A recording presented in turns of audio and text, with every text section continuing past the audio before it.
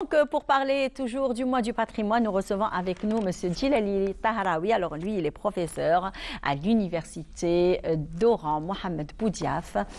Non? Oui, oui, oui. Oui, Mohamed, voilà, Mohamed Boudiaf, donc département d'architecture. Bonjour. Bonjour Iman. Ça va? Moi, je suis très très contente d'avoir sur le plateau des architectes. Alors, je ne sais pas pourquoi. Merci. Je vous en prie, parce que les architectes, d'ailleurs, ils font à la préservation du patrimoine et aussi, ils ont une certaine connaissance lors des sites historiques, puisque aujourd'hui, il y aura le lancement de Oran, voilà, guide architectural. Voilà, donc Oran à travers ces monuments historiques. Est-ce que vous pouvez nous parler de ce chef-d'œuvre, on va dire, d'ailleurs qui se rejoint à tant d'autres? Donc bonjour Iman, bonjour. Et bonjour aux téléspectateurs. C'est toujours un plaisir donc d'être aussi chez vous. Le plaisir est partagé. Dans une belle ambiance détendue où vraiment on échange sur des sujets qui nous intéressent et qui nous importent beaucoup. Sur le guide, on ne parle pas uniquement des... C'est ça la différence, pas uniquement des monuments historiques, mais nous avons repéré aussi certains bâtiments emblématiques et certains bâtiments qui ont de l'importance pour la ville d'Oran.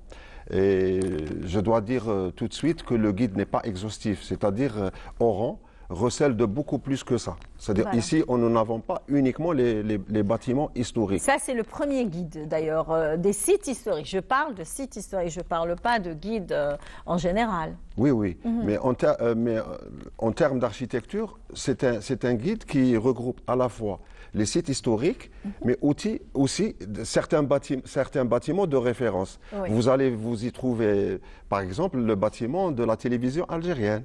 Voilà. Ce n'est pas un site historique, mais c'est un bâtiment qui est important dans le paysage urbain de la ville d'Oran. Et voilà, donc ça c'est un travail fruit d'une belle collaboration, une collaboration historique dans le temps, j'expliquerai pourquoi, et aussi une collaboration entre 3 architectes oranais. Ceux qui connaissent vraiment Oran. D'ailleurs, ils ont raison, nos aïeuls, quand ils disent que pour découvrir une ville, donc ils ne se sont pas trompés de toutes les façons. Et là, d'ailleurs, il y a une petite présentation, d'ailleurs, de ce qu'il y a dans ce livre. Donc, dans un petit moment, je vais vous montrer quelques photos. Alors, d'ailleurs, je suis tombée sur des photos magnifiques. Donc, il y a les monuments ottomans et espagnols, il y a les styles historiques, il y a le style Napoléon III, il y a l'art déco, les ruptures urbaines et l'architecture moderne d'Oran. Donc, et là, je suis tombée sur, d'ailleurs, un passage que j'adore, qui est à Sidi El Houeri. Alors, tiens, je vais vous poser la question. Alors, lequel? Je ne sais pas, ça c'est votre chose. Je pense la porte de Canastel, non? Exactement, avec la place Boudeli Hasni. Absolument. Donc, c'est la place Kléber. Donc, et impossible qu'un Oranais ne connaisse pas ce lieu. Donc, d'ailleurs, on voit ici la porte de Canastel. Alors, vous me corrigez si je me trompe. Donc, et quand on passe, alors ça c'est pour vous, chers amis téléspectateurs qui nous suivent au Bonjour d'Algérie, puisque c'est le mois de patrimoine. Donc quand on rentre dans cette porte de Canastel, l'une des portes les plus importantes d'Oran, donc ça c'est un passage, pas juste un passage, parce qu'il s'appelle la rampe de Madrid. Donc ça c'est une rampe. Donc il faut faire très attention que ça fait partie de l'histoire d'Oran. Absolument, d'autant plus que la porte de Canastel se situe juste devant un pont, parce qu'il faut dire que dans l'histoire, le boulevard que nous voyons maintenant, Khadim Mustafa, le boulevard, c'était le lit, le boulevard est construit sur le lit de Oued Rahi. Donc c'était l'ancien Oued. Cette porte était en face d'un passage, d'un petit pont, qui reliait Oran, la vieille ville d'Oran, vers la périphérie à l'est. Effectivement. Et La périphérie, la première agglomération à l'est, c'était Canastel. C'est pour cela qu'on l'appelle porte de Canastel. Vous avez de l'autre côté d'autres portes de l'ancienne ville d'Oran, la porte de Madrid, direction de Madrid, la porte de Tlemcen, voilà. Exactement, donc, oui. Alors, quelles ont été les étapes par lesquelles ce guide est passé afin de voir le jour? Oui. Justement, en plus de ça, il est très beau. J'avais souligné tout à l'heure que le guide était le fruit d'une belle collaboration, donc dans l'histoire d'abord. Parce qu'il faut rendre à César ce qui appartient à César. Oui.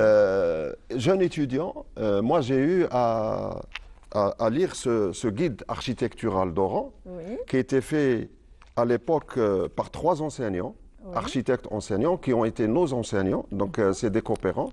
On a les noms ici. Et ce guide nous a marqué, c'est-à-dire il a marqué plusieurs générations d'architectes et d'étudiants. Et il a été aussi utilisé comme référence dans certains ouvrages qui parlent d'Oran.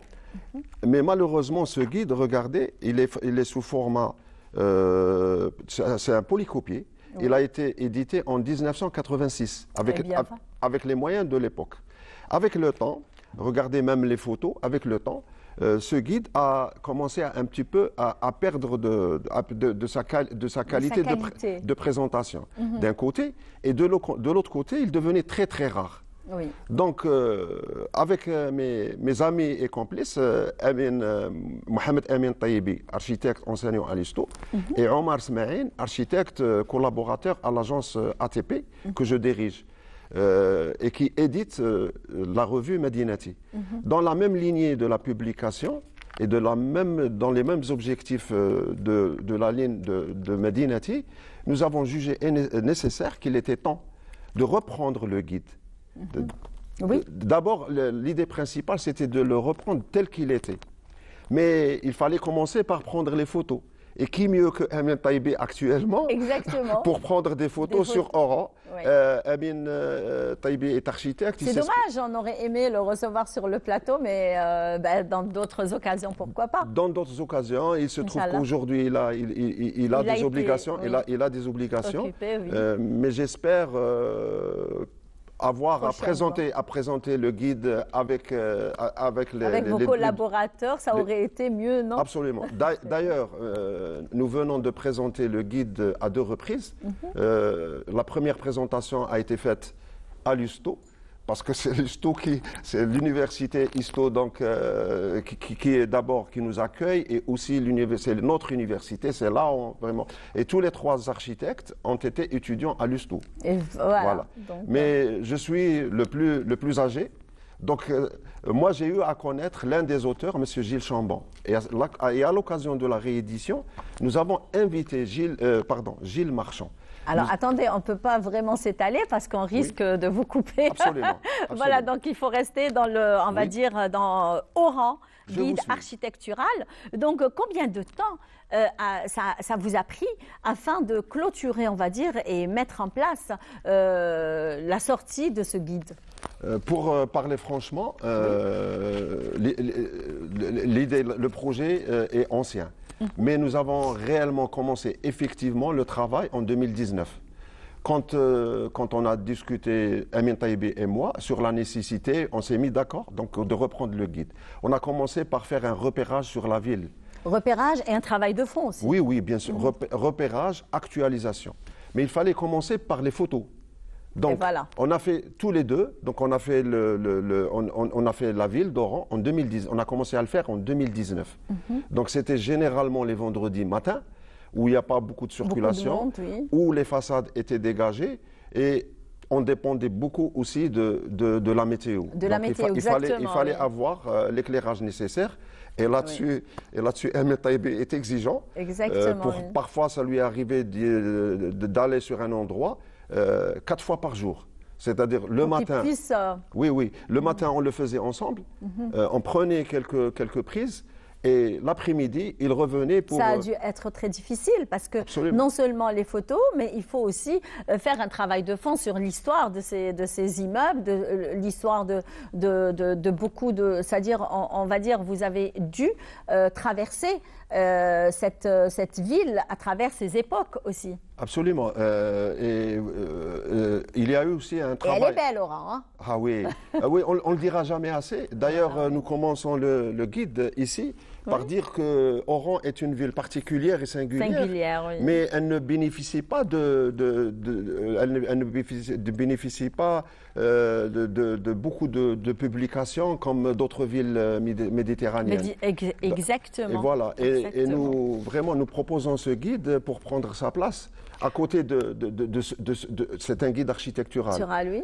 À côté de certaines publications dont a bénéficié Oran dernièrement, les dernières années. Il y a eu quelques publications. Oui, quelques publications, mais pas un guide des sites historiques. Hein. Ça a été des guides architectural. Ça, c'est un guide architectural. Absolument. Sur l'architecture qui existe à Oran. Donc, Oran, donc, il sera mis en vente quand ? Bon, déjà, on a organisé donc deux conférences avec vente dédicace, parce qu'il y avait M. Gilles Marchand, l'auteur du premier guide, avec ses collègues, et en présence des 3 auteurs. On a fait une conférence à l'USTO et une deuxième conférence à l'Institut français. Et depuis aujourd'hui, le guide est disponible. Pour le trouver ou le commander, il faut saisir le site de Medinati et faire sa commande. Et c'est une livraison à domicile pour le moment, avant qu'il ne soit disponible dans toutes les librairies. Parce que nous avons 3 distributeurs conventionnés. Il coûtera combien? Le prix est mentionné sur la... Ah oui, oui, 2000 dinars, c'est un prix qui est très raisonnable hein, pour ce que contient comme information, comme photo, comme travail de longue haleine, d'ailleurs, pour arriver à sortir ce guide Oran, guide architectural. Mais avant de vous libérer, donc j'ai envie de lire justement Oran, ville singulière par la particularité de son site et riche par la diversité de son patrimoine, bâti, stratifié par la succession de plusieurs occupations qui ont été jalonnées et qui ont jalonné aussi son histoire. Oui. Ça, c'est très joli et c'est très beau. Donc, c'est pour ça que je voulais partager ça avec nos téléspectateurs qui nous suivent et qui sont fidèles au Bonjour d'Algérie. Donc, merci beaucoup. Merci vraiment beaucoup. Oui. Une petite... parce que dans l'objectif donc, de cette publication, c'est participer à la sensibilisation de la recherche de la ville d'Oran, mais pas que. Aussi attirer l'attention. Parce que tous ces monuments, tous ces bâtiments qui nous plaisent maintenant, pratiquement, sont menacés.